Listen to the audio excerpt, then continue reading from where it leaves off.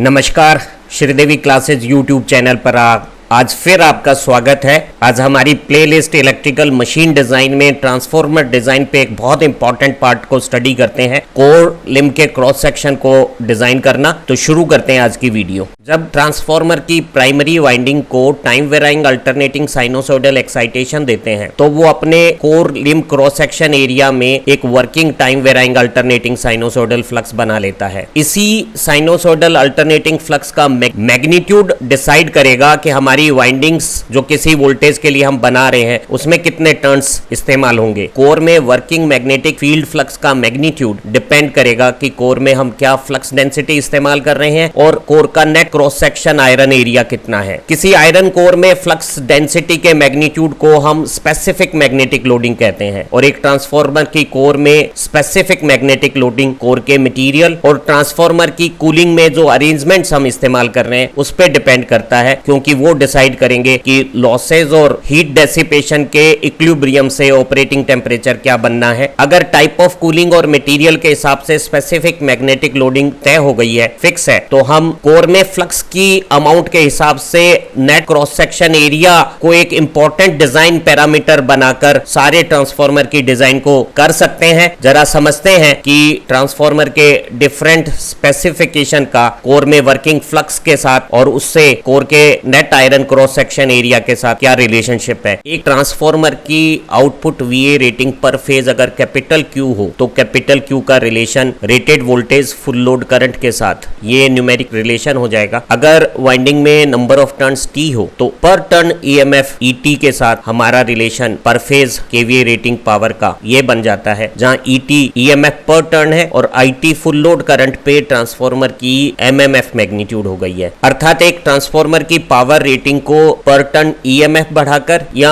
Working MMF का magnitude बढ़ाकर बढ़ाया जा सकता है। ईएमएफ पर टन का रिलेशन 4.44 एफ बीएम एआई हो गया है, जहां एफ अल्टरनेटिंग सप्लाई की फ्रीक्वेंसी है, बीएम कोर में मैक्सिमम फ्लक्स डेंसिटी का मैग्नीट्यूड है और एआई कोर का net iron cross section area है। एक ट्रांसफार्मर की आउटपुट पावर रेटिंग बढ़ाने के लिए हम ईएमएफ पर टन भी बढ़ा सकते हैं और फुल लोड एमएमएफ भी बढ़ा सकते हैं। अगर हम केवल ईएमएफ पर टर्न बढ़ाकर ट्रांसफार्मर की आउटपुट रेटिंग बढ़ाना चाहेंगे तो हम पाएंगे कि ईएमएफ पर टर्न बढ़ाने के लिए हमें कोर में net iron cross section area बढ़ाना पड़ेगा, क्योंकि कोर मटेरियल और कूलिंग के हिसाब से बीएम और सप्लाई की फ्रीक्वेंसी कांस्टेंट है। तो एआई बढ़ाने से ईटी बढ़ाकर हम ट्रांसफार्मर की रेटिंग बढ़ा सकते हैं, लेकिन जब हम एआई बढ़ाएंगे तो हमें आयरन का ज्यादा वॉल्यूम लगाना होगा और उससे हमारी कॉस्ट और वेट ट्रांसफार्मर की इंक्रीज होगी। अगर हम केवल आईटी बढ़ाकर फुल लोड एमएमएफ बढ़ाकर ट्रांसफार्मर की आउटपुट रेटिंग बढ़ाना चाहते हैं तो हमें करंट बढ़ाने के लिए कंडक्टर का क्रॉस सेक्शन बढ़ाना होगा या टर्न्स बढ़ाने के लिए हमें लेंथ बढ़ानी पड़ेगी। तो ये जो आईटी है वो हमारे कॉपर वॉल्यूम को रिप्रेजेंट करता है और हमें कॉपर या कंडक्टर में इन्वेस्टमेंट करके हम रेटिंग बढ़ा सकते हैं। हम चाहें तो ईटी और आईटी दोनों में इंक्रीमेंट करके आयरन में भी कॉस्ट इंक्रीज करके और कॉपर का भी वॉल्यूम ज्यादा इंक्रीज करके हम आउटपुट रेटिंग बढ़ा सकते हैं। देखा गया है कि किसी पर्टिकुलर डिजाइन पैरामीटर ऑप्टिमाइजेशन के लिए ईटी और आईटी का कोई एक रेशो सबसे बेहतर रिजल्ट्स देता है। अगर किसी एक पावर रेटिंग के लिए ईटी और आईटी का कोई एक फिक्स रेशो बेस्ट परफॉर्मेंस देता है तो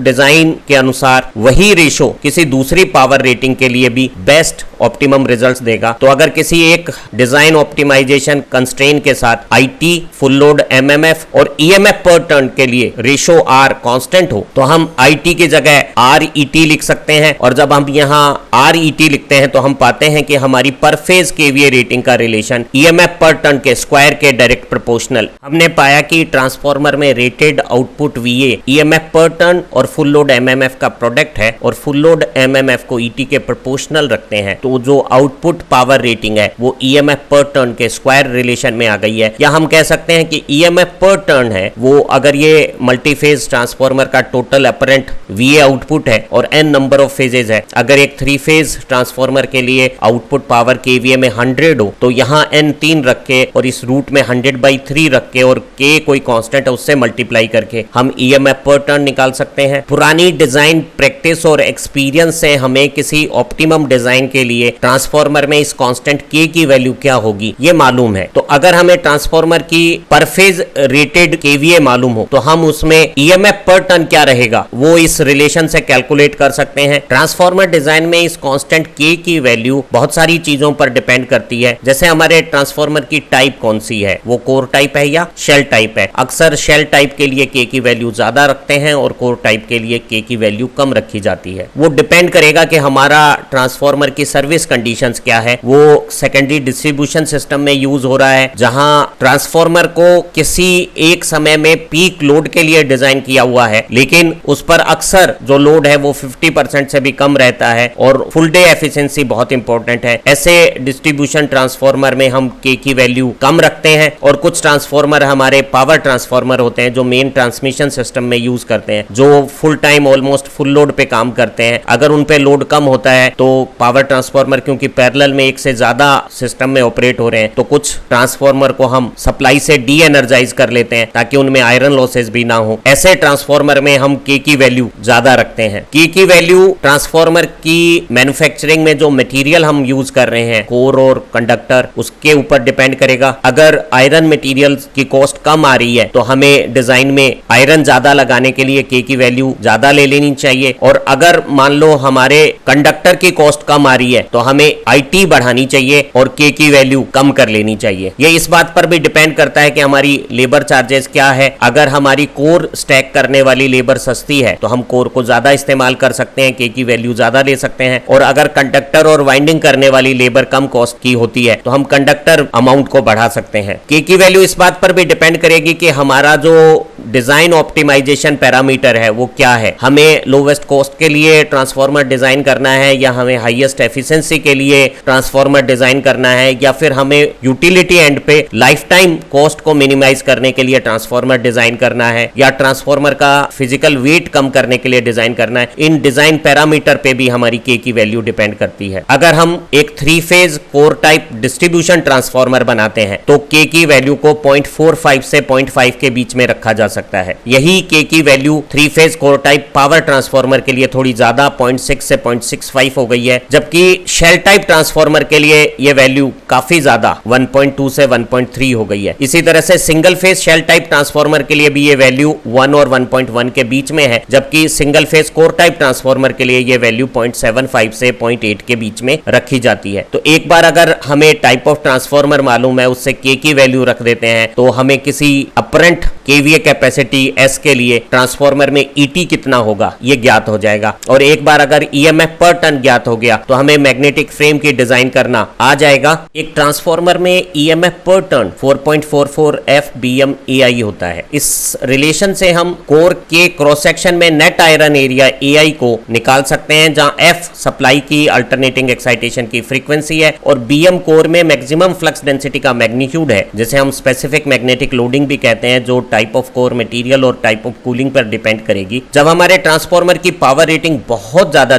कम हो, जैसे वो फ्रैक्शन ऑफ KVA हो, कुछ VA मात्र हो 100 या 200, तो ऐसी स्थिति में ET का मान काफी कम होता है, तो AI भी बहुत छोटी होती है। और ऐसे बहुत छोटे पावर रेटिंग के जो ट्रांसफॉर्मर होते हैं उनकी कोर को हम रेक्टेंगल या स्क्वायर ले सकते हैं। ध्यान रहे कि एक रेक्टेंगल कोर में वाइंडिंग को प्लेस करना थोड़ा कन्वीनियंट हो सकता है, लेकिन जो मीन टर्न लेंथ है वो रेक्टेंगल में ज्यादा आएगी और स्क्वायर में कम आएगी। जैसे अगर एक 10 स्क्वायर mm क्रॉस सेक्शन की अगर हम कोर लेते हैं और वो कोर अगर स्क्वायर सेक्शन में है तो उसकी जो पेरिफेरी है वो 10 स्क्वायर के रूट से हमारे पास साइड की डायमेंशन आ गई है 3.16 सेंटीमीटर, और चारों साइड की जो पेरीमीटर है वो आ गई है 12.64 सेंटीमीटर। अगर यही 10 स्क्वायर mm एरिया हम 5/2 साइड से रेक्टेंगल बनाते तो हमारी जो पेरिफेरी है वो 12.64 की बजाय 14 सेंटीमीटर होती, जो रफली 20% ज्यादा होती। तो हमारे ट्रांसफॉर्मर की कॉस्ट कम हो जाएगी अगर हम रेक्टेंगल की बजाय स्क्वायर सेक्शन इस्तेमाल करेंगे। लेकिन अगर हम कोर के ऊपर वाइंडिंग को जब वाउंड करते हैं तो पाते हैं, हम लोग अभी समझेंगे भी, कि वाइंडिंग का अगर सेक्शन सर्कुलर हो तो वो मैकेनिकली और इलेक्ट्रिकली ज्यादा ड्यूरेबल रहेगी। तो हम लोग रेक्टेंगल कोर के ऊपर स्पेसिंग और फिलिंग्स को भर के इसकी शेप को नियरली सर्कुलर बना के इसके ऊपर एक सर्कुलर इंसुलेटिंग ट्यूब लगा देते हैं और फिर वाइंडिंग करते हैं, ताकि वाइंडिंग पे मैकेनिकल और इलेक्ट्रिक स्ट्रेसेस कम आए। यदि उसी 10 square centimetre cross section area की आयरन कोर को स्क्वायर की बजाय सर्कुलर लेते लेते हैं तो 10 स्क्वायर सेंटीमीटर आयरन एरिया के लिए सर्किल की डायमीटर 3.56 सेंटीमीटर आ जाती और हमारे सर्किल की सरकमफेरेंस 11.2 सेंटीमीटर एक टर्न की लेंथ आ जाती, जो स्क्वायर सेक्शन में 3.16 सेंटीमीटर साइड के साथ पेरीमीटर 12.64 सेंटीमीटर की कंपैरिजन में रफली 10% कम है। तो हम पा रहे हैं कि अगर हम स्क्वायर क्रॉस सेक्शन के बजाय सर्कुलर क्रॉस सेक्शन कोर का ले लेते हैं तो हम पाते हैं कि हमें मीन टर्न की लेंथ भी कम होगी, जो हमारी सर्कुलर वाइंडिंग है उस पे इलेक्ट्रिक और मैकेनिकल स्ट्रेसेस भी कम आएगी। लेकिन सर्कुलर सेक्शन बनाना लेमिनेटेड कोर के साथ बहुत ज्यादा डिफिकल्ट है, क्योंकि हमें अलग अलग इनफाइनाइट वेरिएशंस की कोर को यहां स्टैक करके और एग्जैक्ट सर्कुलर शेप बनाई जा सकती है। प्रैक्टिकली हम नंबर ऑफ स्टेप्स को एक लिमिट में रखते हैं और बीच में सबसे बड़ी स्टैंपिंग की साइज लेके और किनारों पे छोटे साइजेस की स्टेप्स बनाकर हम यहां फिलिंग मटेरियल भर के और सर्कुलर शेप बना के सर्कुलर कॉइल्स करते हैं। जब हम मीडियम और लार्ज साइज के ट्रांसफार्मर में मल्टी स्टेप्ड कोर इस्तेमाल करते हैं तो हम यहां कोर के एरिया में आयरन के स्पेस को बेटर यूटिलाइज कर लेते हैं। जब हम एक स्क्वायर या रेक्टेंगल कोर के ऊपर स्क्वायर या रेक्टेंगल कॉइल्स बनाते हैं तो रेक्टेंगल कॉइल को लेआउट करना स्क्वायर के कंपैरिजन में आसान हो सकता है, लेकिन दोनों में ये जो रेडियल फोर्सेज लग रहे हैं वो कॉइल को डिफॉर्म करके सर्कुलर बनाने की कोशिश करते हैं। और किनारों पर ये जो शार्प एजेस बन रही हैं, तीखे किनारे बन रहे हैं, इन पे इलेक्ट्रिक स्ट्रेसेस ज्यादा होने से वाइंडिंग के इंसुलेशन के डैमेज होने के चांसेस बढ़ जाते हैं और इंटरटर्न फॉल्ट्स भी जनरेट होने की संभावनाएं बढ़ जाती हैं। तो हमारे ट्रांसफार्मर की वाइंडिंग की लाइफ कम हो जाएगी। अगर इन्हीं सर्कुलर और रेक्टेंगल कोर सेक्शंस के ऊपर हम यहाँ फिलिंग मटेरियल भर के सर्कुलर कॉइल्स बना देते हैं तो कॉइल्स पर लगने वाले रेडियल फोर्सेस कॉइल को डिफॉर्म नहीं करेंगे, कहीं भी शार्प तीखे किनारे नहीं होने से इलेक्ट्रिक स्ट्रेसेस ज्यादा नहीं होगी, तो वाइंडिंग की मैकेनिकल और इलेक्ट्रिकल लाइफ अच्छी होगी। लेकिन अगर हम कोर के सेक्शन को भी मल्टी स्टेप्स लेके बीच में स्टेप साइज बड़े और बाद में छोटे साइज किनारों पर लेकर सर्कुलर नियरली सर्कुलर शेप बना देते हैं, इस बीच के कोर स्पेस को फिलिंग की बजाय आयरन यूज करके ज्यादा बेटर यूटिलाइज कर सकते हैं। तो हम प्रिफरेबली कोर के सेक्शन को सर्कुलर लेते हैं और उसके ऊपर सर्कुलर कॉइल्स इस तरह की वाउंड करते हैं। कोर के ऊपर पहले एलवी वाइंडिंग वाउंड करते हैं जिसमें टर्न्स कम होते हैं लेकिन क्रॉस सेक्शन ज्यादा होता है, और बाद में एचवी वाइंडिंग वाउंड करते हैं ताकि हमारी इंसुलेशन की कॉस्ट तो कम हो जाए और इंसुलेशन की लाइफ ज्यादा हो जाए। जब हम एक ही डायमेंशन की लेमिनेशन से स्क्वायर या रेक्टेंगल कोर का सेक्शन बनाते हैं तो सर्कुलर कॉइल के लिए साइड के बहुत सारे स्पेस में हमें काफी ज्यादा फिलिंग मटेरियल बनाकर एक सर्कुलर शेप देनी होती है। इस घेरे की जो डायमीटर है, सर्कमस्क्राइबिंग सर्किल के डायमीटर जो इंसुलेटिंग ट्यूब के तौर पे हम यूज करते हैं, उसकी डायमीटर बढ़ जाती है। अगर यही कोर का क्रॉस सेक्शन एरिया हम एक डायमेंशन की लेमिनेशन ना लेके और स्टेप्ड लेमिनेशन लेते हैं, बीच में सबसे बड़ी डायमेंशन की लेमिनेशंस लगाते हैं और किनारों पे डायमेंशंस को छोटी करके लगाते जाते हैं, तो हमें ये जो फिलिंग स्पेस है उसका एरिया कम हो जाएगा। और सेम नेट आयरन एरिया के लिए ऐसी मल्टी स्टेप कोर के साथ हमें साइड में फिलिंग का स्पेस कम भरना होगा और सेम नेट आयरन एरिया के लिए सर्कमस्क्राइबिंग सर्किल की डायमीटर कम होने से हमें मीन टर्न की लेंथ छोटी लगेगी। इससे हमारी वाइंडिंग में कॉपर की कॉस्ट कम हो जाएगी और कॉपर के लॉसेस भी कम हो जाएंगे। जितने ज्यादा हम स्टेप्स के नंबर्स लेंगे सेम आयरन एरिया के लिए सर्कमस्क्राइबिंग सर्किल की डायमीटर कम होती चली जाएगी। एक लिमिट से ज्यादा लेमिनेशंस की स्टेप्स लेने पर हमें अलग अलग डायमेंशंस की लेमिनेशंस को शेयर करना पड़ेगा मशीन से और फिर उन्हें असेंबल करने में लेबर कॉस्ट भी बहुत ज्यादा लगेगी। तो अक्सर हम लोग ट्रांसफार्मर की वीए रेटिंग के हिसाब से जो कोर की लिम की नेट आयरन एरिया रिक्वायरमेंट है उसके हिसाब से स्टेप्स के साइज लेते हैं। नंबर ऑफ स्टेप्स के हिसाब से एक कांस्टेंट के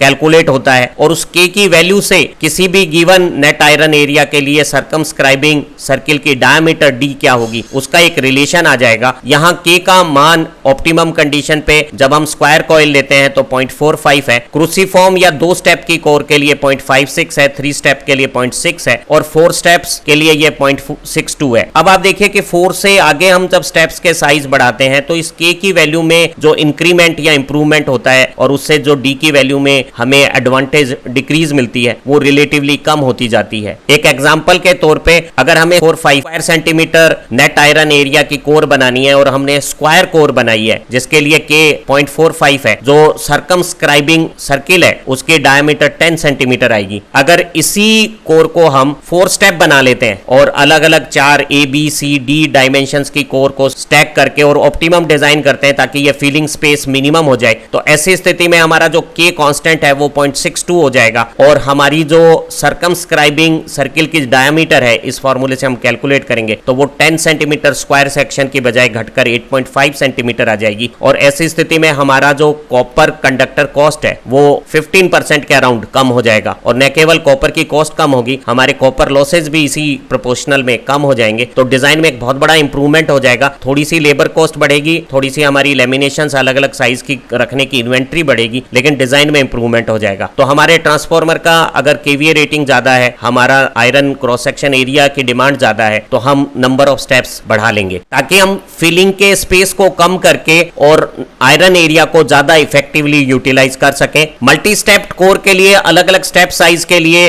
जो हमें सर्कमस्क्राइबिंग डायमीटर के साथ जो लेमिनेशंस की डायमेंशंस लेनी है उसके रिलेशनशिप यहाँ टेबल में हमने शो कर रखे हैं। जैसे अगर हम स्क्वायर कोर लेते हैं तो हमारा जो K कांस्टेंट है वो तो सिर्फ 0.45 आएगा, लेकिन जो स्क्वायर डायमेंशंस लेंगे वो इस तरह की होगी। ये जो हमारी पीली हाईलाइट में हमने एक 3 स्टेप कोर में दिखाया है जिसमें डायमीटर की 70.71% हमारी ये लेमिनेशंस होंगी और एक ही डायमेंशन की लेमिनेशन से हम स्क्वायर कोर बना सकते हैं। अगर हमें डायमीटर सर्कमस्क्राइबिंग सर्किल की घटानी है तो हम स्क्वायर कोर के बजाय क्रूसीफॉर्म कोर ले लेंगे और क्रूसीफॉर्म कोर लेंगे तो हमारा जो K कांस्टेंट है वो काफी इंप्रूव हो जाएगा, वो 0.45 से 0.56 हो जाएगा। और जो हम बड़ी लेमिनेशंस लेंगे उसकी साइज हमारी डायमीटर की 85% होगी और इसकी जो चौड़ाई है वो 53% होगी और जो छोटी डायमेंशन लेंगे उसकी लेंथ तो 53% होगी, लेकिन उसकी चौड़ाई 85 में से 53 अगर हम सब्ट्रैक्ट कर देंगे तो बचा हुआ साइड दोनों तरफ इक्वली डिवाइड कर देंगे। और इस तरह से जब हम स्क्वायर के बजाय 2 स्टेप क्रूसीफॉर्म कोर बनाते हैं तो आप देखिए ये फिलिंग स्पेस कम हो गया है और हमारा K कांस्टेंट बढ़ने से सेम नेट आयरन एरिया के लिए सर्कमस्क्राइबिंग सर्किल की डायमीटर कम हो गई है, तो उससे हमारी कॉपर की सेविंग हो जाएगी। अगर हम इस सेविंग को और इंप्रूव करना चाहते हैं और अगर हमारे ट्रांसफॉर्मर का फिजिकल साइज 2 kVA से बड़ा है तो हमें ये लाभकारी भी होगा, लेबर की कॉस्ट कम बढ़ेगी और कॉपर में सेविंग ज्यादा मिलेगी और हम एक 3 स्टेप कोर यूज कर सकते हैं। और एक 3 स्टेप कोर में जो सबसे बड़ी डायमेंशंस है वो 90% है सर्कमस्क्राइबिंग डायमीटर के और इसकी चौड़ाई है वो 42% है और जो सेकंड साइड है उसकी लेंथ 70% है और वो दोनों तरफ आधी आधी डिवाइड होने के बाद जो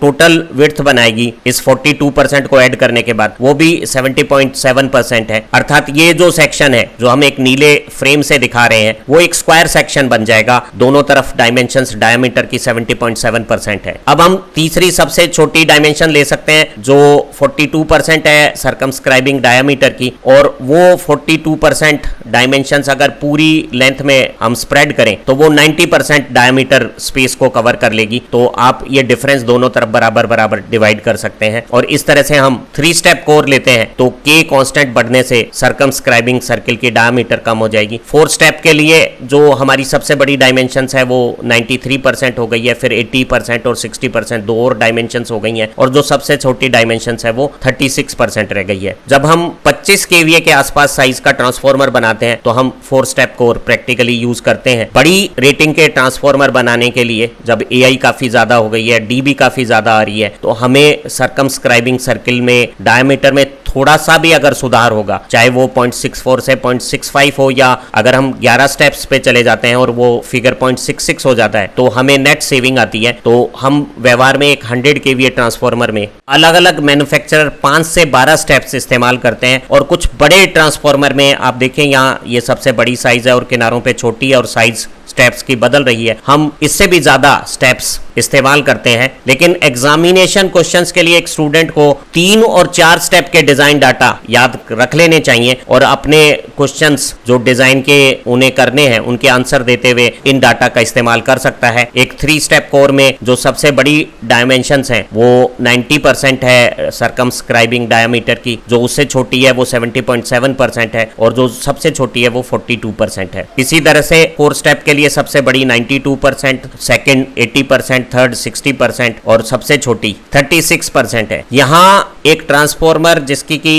रेटिंग 250 kVA है, उसकी 3 फेज कोर टाइप ट्रांसफॉर्मर की कोर में नंबर ऑफ स्टेप्स आप देख रहे हैं वो 12 है, दिखाई हुई है। एक बात और महत्वपूर्ण है कि इन दिनों हम एक और इलेक्ट्रिकल मैग्नेटिक स्टील मटेरियल का इस्तेमाल कर रहे हैं जिसे हम अमोर्फस स्टील कहते हैं, जिसके इस्तेमाल से हमारे ट्रांसफॉर्मर में जो कोर लॉसेज हैं और नो लोड करंट है उसके मैग्नीट्यूड में काफी रिडक्शन आ रहा है। लेकिन इन अमोर्फस स्टील की जो लेमिनेशंस हैं वो बड़े फिजिकल साइज में अवेलेबल नहीं है, छोटे साइजेज में ये अवेलेबल हैं। तो हम 160 kVA से छोटे साइज के डिस्ट्रीब्यूशन ट्रांसफॉर्मर ही अमोर्फस स्टील से बना पा रहे हैं। एक इनकी लेमिनेशंस की थिकनेस काफी कम है। ऐसी स्थिति में जब हम लेमिनेशंस को स्टैक करते हैं तो लेबर कॉस्ट भी ज्यादा आती है और स्टैकिंग फैक्टर भी 0.9 से भी कम आ जाता है, क्योंकि बीच में इंसुलेशन का स्पेस ज्यादा आएगा क्योंकि लेमिनेशंस की फिजिकल साइज छोटी है। लेकिन ये भी एक नया इंप्रूवमेंट है और आजकल के जो स्टार रेटिंग के हमारे डिस्ट्रीब्यूशन ट्रांसफॉर्मर है वो